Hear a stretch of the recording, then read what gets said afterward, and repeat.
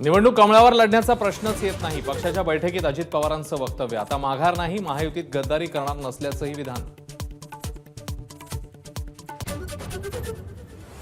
बेठीगाडी कौटुंबिक, कुठेच match fixing नाही, अजित पवारांचं विधान. तर आता भूमिका बदलणार नाही, हवं तर स्टॅम्प पेपरवर लिहून देतो, दादांचा कार्यकर्त्यांना आश्वस्त करण्याचा प्रयत्न.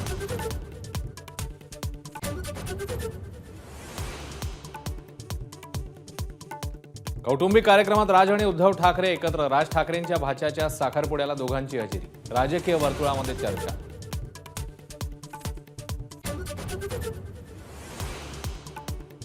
काँग्रेस नेते सुनील केदार यांना 5 वर्षांची शिक्षा. नागपूर जिल्हा बँक घोटाळा प्रकरणी सुनील केदार दोषी.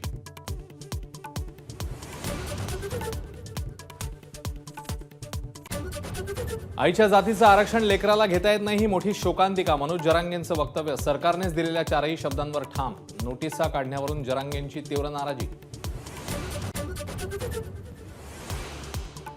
अंतरवाली सराटी आणि राज्यातील मराठा आंदोलकांवरील गुन्हे मागे घ्या. मनोज जरांगेंचं सरकारला 24 तासांचं अल्टिमेटम.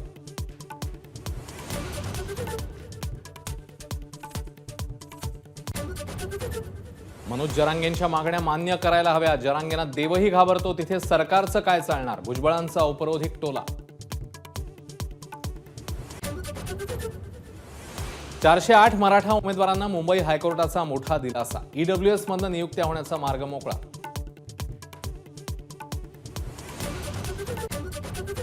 शिवसेनेपाठोपाठ आता राष्ट्रवादी आमदार अपात्रता प्रकरणी सुनावणी. जानेवारीच्या पहिल्या आठवड्यात सुनावणी सुरू होणार.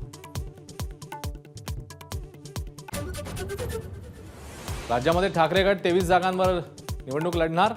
संजय राऊत यांचा दावा. तर विजय वडेट्टीवारांकडून राऊतांच्या दाव्याचं खंडन. जागा वाटपाचा निर्णय हायकमांड घेणार असल्याचंही वक्तव्य.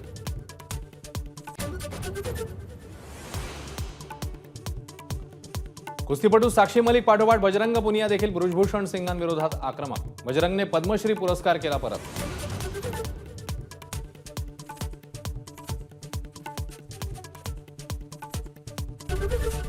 एबीपी माझा, उघडा डोळे बघा नीट.